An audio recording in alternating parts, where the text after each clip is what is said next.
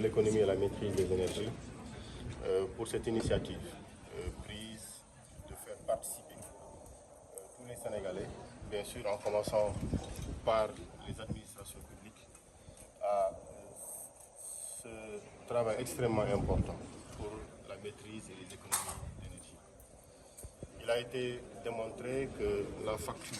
énergétique de l'État s'est élevée à 71 milliards de francs CFA. Mais le constat est que des économies très importantes auraient pu être faites si, au niveau de toutes les administrations, des gestes simples avaient été posés pour nous permettre d'avoir une rationalisation de l'utilisation de l'éclairage public dans nos administrations, de l'éclairage. Et l'évaluation faite montre que sur la dernière année, des économies extrêmement importantes de 8,3 milliards ont été faites sur la participation au gaz, à la production de gaz à effet de serre. Les conclusions ont été que si nous tous travaillons à procéder aux gestes nécessaires pour les économies d'énergie, il y a de la réorientation qu'on peut faire, parce que 71 milliards quand même, c'est extrêmement important et qui peut être orienté vers d'autres secteurs, vers d'autres activités. Monsieur le Premier ministre nous a autorisé à le représenter aujourd'hui ici pour lancer la campagne de communication, parce que nous avons vu les sportifs, les professionnels de la culture, les familles religieuses, les administrations, nous avons vu les ministères, nous avons vu le secteur privé, nous avons vu aussi les représentants des associations de consommateurs être prêts, tous à accompagner l'État dans cette promotion des économies d'énergie. Et il y a énormément d'actions à tenir, bien structurées dans le temps par l'agence, bien structurées dans la méthodologie et qui appellent à la participation de tous les Sénégalais. Je ne choisirai comme exemple que cette minute sans énergie qu'ils sont en train de promouvoir et pour laquelle toutes les autorités présentes ici, toutes les familles religieuses, tous sont prêts à participer et ont demandé aux Sénégalais de participer à cette opération quand elle sera rendue publique sur les minutes sans énergie. Le but, il est double. Le premier, c'est de savoir que avec la vision 2050, nous travaillons à avoir un Sénégal souverain, juste et prospère. Mais un Sénégal juste, c'est un Sénégal d'équité, un Sénégal d'égalité des citoyens. Et nous devons travailler à faire comprendre à ceux-là qui vivent dans des zones où il y a l'énergie, qu'il y a quelque part des Sénégalais qui 7 jours sur 7, 24 heures sur 24, n'ont pas accès à l'énergie. C'est un bien qui irrigue notre vie, qui produit des effets sur l'économie, qui permet de travailler jusqu'à des heures tardives, qui permet d'avoir des économies d'échelle. Et il y a des populations qui en sont privées, qui aujourd'hui n'y ont pas accès. Maintenant, faire comprendre à tout le monde que même si on en dispose, il nous faudrait peut-être nous mettre dans les conditions pour comprendre l'utilité qu'il y a à économiser. Cela nous pousse à promouvoir cette activité-là, à dire un jour, le doyen Mawarndao de l'Ascosen, accompagné de toutes les autorités présentes, les forces armées, les familles religieuses, diront aux Sénégalais, nous voulons 10 minutes, 15 minutes, 30 minutes, ou dans les maisons, on allumera juste la lumière pour un lieu qui regroupera toute la famille. On baissera les téléphones, on se parlera en famille, mais on éteindra les lumières pour voir que vivent les populations, pour savoir ce qu'elles vivent, ces populations-là qui n'ont pas accès à l'énergie. Mais également de dire, d'évaluer pendant ce temps sans énergie, quelles sont les économies qui ont été réalisées. De pouvoir apprécier après les actions à tenir dans le temps pour nous permettre. Parce que la volonté de l'État, c'est que tout le monde ait l'accès à l'énergie. La volonté de l'État, c'est d'avoir l'accès universel en utilisant le mix énergétique et tous les moyens nécessaires. Mais il y a des étapes importantes à franchir. Ce qui n'est pas nécessaire n'est pas nécessaire. Et nous avons vu les hommes de l'art, de la culture dire qu'il faudra que nous tous nous mettions à essayer les gestes d'économie. Poser la main sur le contacteur, enlever une prise, éteindre une clim. C'est des gestes extrêmement faciles, parfois lourds à produire. Mais on a vu les conséquences qu'il y a à le faire. Et Monsieur le Premier ministre nous engage avec l'AME, avec tous les partenaires, à travailler dans ce sens-là. C'était la raison fondamentale pour laquelle nous avons été là ce matin. Et nous remercions tous d'avoir été là et remercions aussi la presse d'avoir accompagné. Mais sur ce chemin-là, vous avez également un rôle extrêmement important à jouer. Et l'AME, nous-mêmes et tous ceux qui ont été présents comptent travailler avec vous pour cette promotion-là et pour les résultats que nous espérons. waaw li ñu fi andi tey jàpp li nga soxla ci ndox li ci ëpp dem na ci suuf après nga ni mën nga koo fay di ko fay waaw du question ni mën nga koo fay parce que du mën nga koo fay moo tax nga yàq moo tax nga yàq du loolu et ni ñu koy def foofu loolu nga def ci administration yi ñi ngi bàyyi sa bopp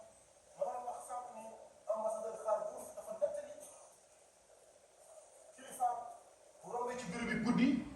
gis lamp bi tàkk day wax ku nekkul ci bureau bi donte yaa ngi sa kër sa biir njaboot moo la woo na kaay nga fay sa lamp bureau bi moom fii ñi fi toog ay ndawi économie dinañ parce que nangu nañu pour doon ko nangu nañu pour jëfe ko ngir ñu taxaw yaakaar bii nga xam ne bi li ñuy dimbali mooy sakkanal xaalis état parce que bu ñu nee yaakaar énergie sakkanal sa poche bu yaatoo ci bi muy nekk administration mooy sakkanal énergie bi état di fay yaakaar ko sakkanal poche état mu jël alal yooyu ñu mën a defal jëmale ko feneen wax na ko léegi 8,3 milliards la ñuy économiser mais nañ xaar 8,3 milliards lan ak lan lañ ci mën a def te buñ ko buñ ci déggoo jëfandikoo ko mu jur yeneen njariñ yu gën a bari loolu ñu fàttali ne li ñu wax mooy programme bi tey monsieur le premier ministre moo waroon dokkaan ak ñun fii ci jotaay ñoo wax nañ ñu lépp lu ñu programme ci wàllu communication ba ay ñun ñu toog fi ñëpp nangu lañu doon ndaw yooyu nga xam ne ci biir kër diine yi ci administration publique dans le privé ñun ñoo war a bokk liggéey bii ngir def yaxanal bi ndax jariñu Sénégal parce que ñun ñoo wax jub ndax lii dafa war a bokk ci li ñuy jubal naka lañ koy jubal waaye moom wax nañ ñu programme bi ñu def mais je dis encore li ñu war a def mooy ci biir programme boobu ma sepp ci benn rek muy li ñuy wax minute sans énergie parce que bu ñu waxee ni Sénégal su waree juste et prospère dafay tekki ni doomu Sénégalais bi juddoo Dakar moom doomu Sénégalais bu juddoo fële ci Bounkiling ñoo bokk yam ci wërsëg yi nga xam ne nii moom la état di séddale ñoo ci bokk yam mais fii ci Dakar kii am na électricité fële am ko ñun dañoo war a saytu suñu bopp xool bu ñu yaxanalee ñun naka la ñuy fexe suñu yaxanal fii ci Dakar jur lamp fële ci Bounkiling ni muy amee mooy dañu testé suñu bopp test suñu bopp mooy moom président Ascosen waa forces armées yi fi toog waa police kër diine yi fi toog kilifa yi nga xam ne yii ñoo yor suñu ministère yi ñu nekk yépp bépp kilifa bu toog fii te nangoo doon ambassadeur bi bis bu ñu waxee dañuy def minute sans énergie ñu ngi ñaan ci li ñu boole ndax li ñu boole mooy Sénégal bi ñu sut ñun ñëpp bu ñu nee bis bii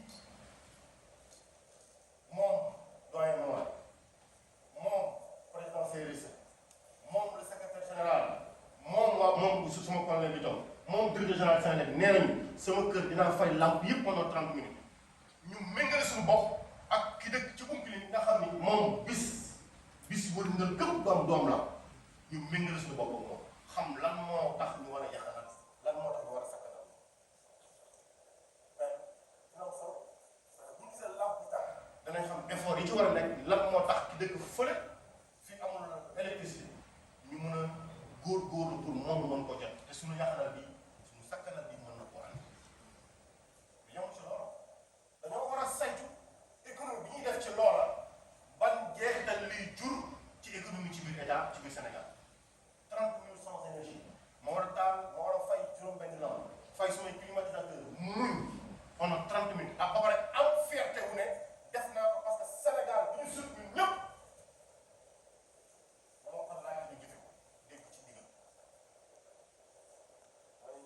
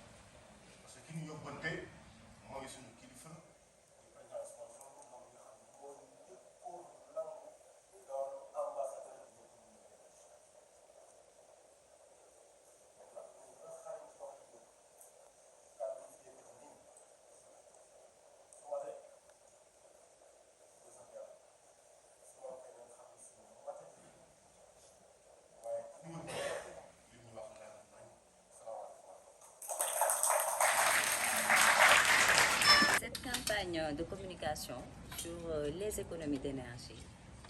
que Monsieur le ministre du pétrole, de l'énergie, je reprends, je pas dit. Cette campagne de communication sur les économies d'énergie que Monsieur le ministre de l'énergie, du pétrole et des mines vient de lancer au nom de Monsieur le Premier ministre Ousmane Sonko, ambassadeur officiel de l'économie d'énergie, s'inscrit dans la dynamique de transformation durable de notre société vers une société efficiente énergétiquement, à travers l'adoption de toutes les pratiques et solutions aussi technologiques en matière d'efficacité énergétique pour mieux optimiser les consommations énergétiques dans tous les secteurs, que ce soit l'électricité, les hydrocarbures, les combustibles de cuisson, mais également pour mieux accompagner les différents acteurs à réduire leurs factures d'électricité, leurs dépenses énergétiques, mais aussi de manière générale accompagner l'État à investir moins dans la production énergétique pour satisfaire la demande nationale. D'accord. Comment va se dérouler la campagne? La campagne va se dérouler en plusieurs temps. D'abord, il y a la vision qui porte sur le court terme et sur les activités qu'on actionne principalement en période de forte chaleur, et la vision de moyen et long terme qui vise vraiment le changement de comportement durable et la transformation de la société. Pour la vision de court terme, il s'agit de mettre en place un dispositif de proximité déjà avec l'ensemble des populations, notamment les ménages et les administrations qui seront les cibles privilégiées. Et par rapport à cela, tous les outils de communication qui ont été présentés tout à l'heure seront déployés. Il y aura des visites à domicile pour discuter directement avec les concernés, leur donner des conseils personnalisés par rapport à leur situation énergétique.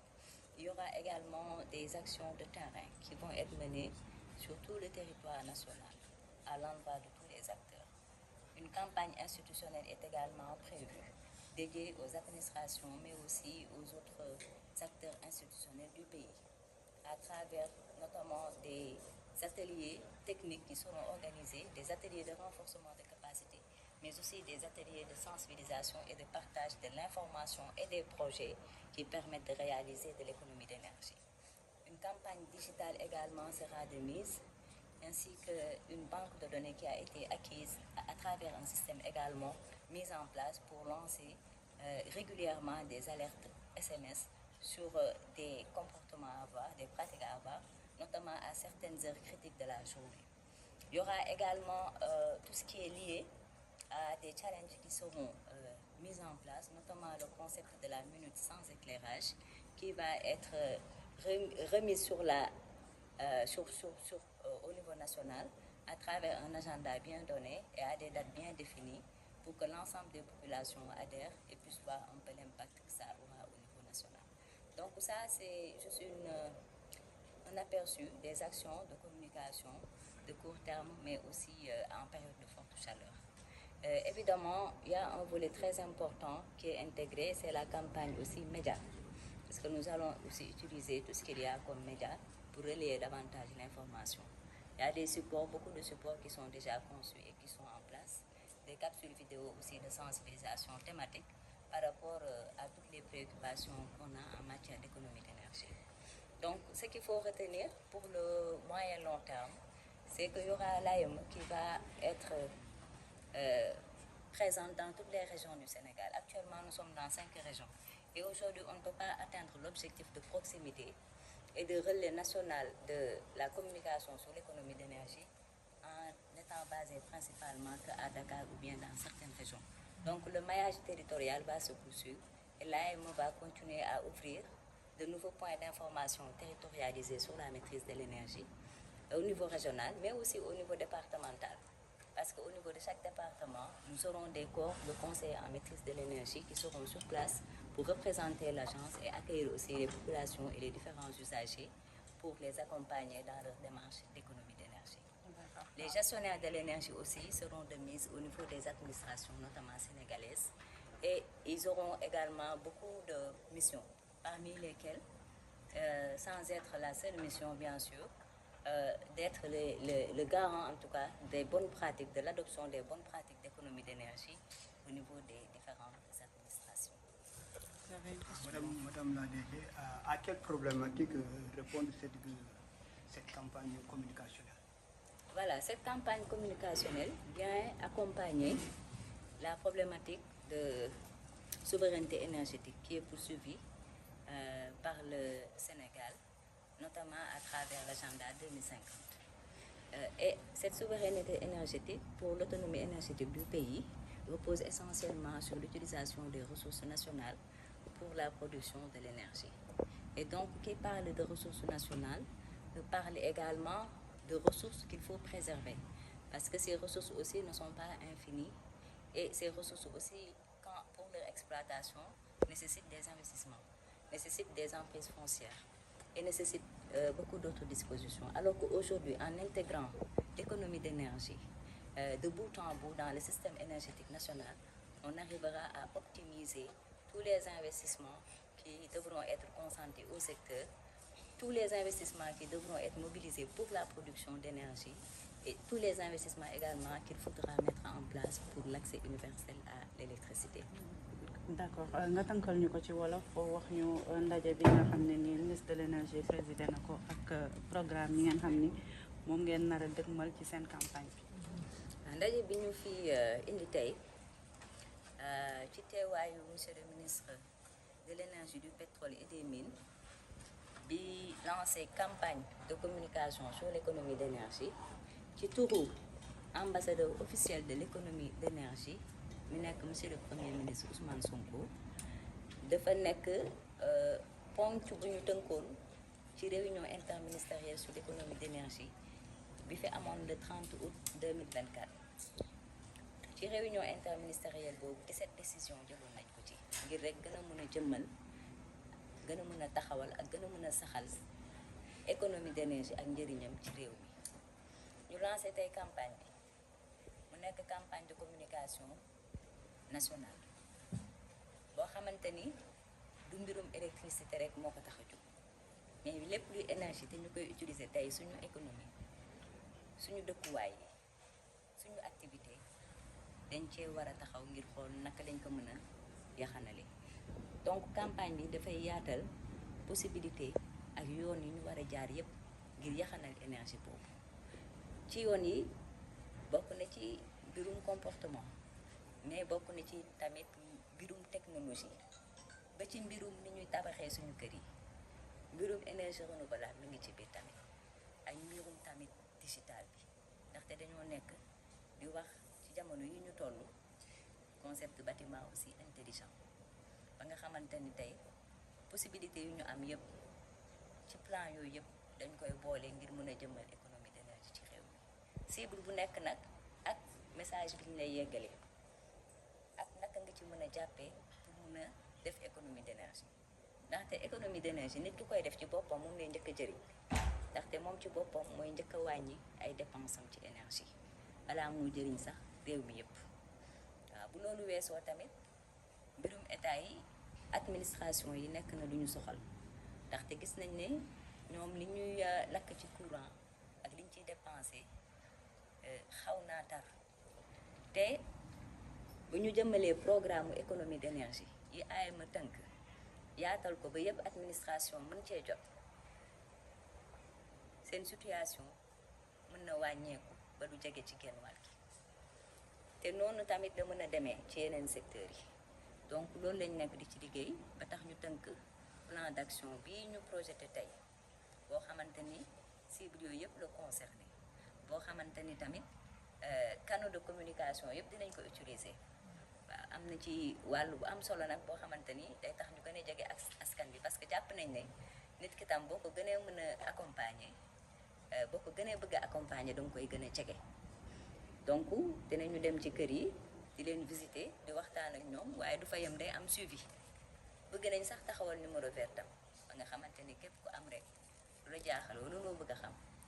wala tegtal boo bëgg a jot ci économie d'énergie boo jaaree ci numéro boobu di nga ci mën a jot. am nañu tam ay conseillers en maîtrise de l'énergie ñoo xamante ni bëgg nañ ñu nekk fépp ci Sénégal fi mu ne nii ñu ngi ci yenn département yi ak yenn région yi waaye ci biir programme bi ku gis programme bi ni mu toll ak ambition bi mu am war a nekk programme national mënoo koo def te nekkoo ci région yëpp ba ci département yi ba tax na tam am nañu programme boobu ba nga xamante ni AMA tey dina ubbi fépp ci région yëpp am fa ay ndawam ba nga xamante ni ñoom ku ci nekk ca fa nga nekk da nga doxal campagne bi. ok merci.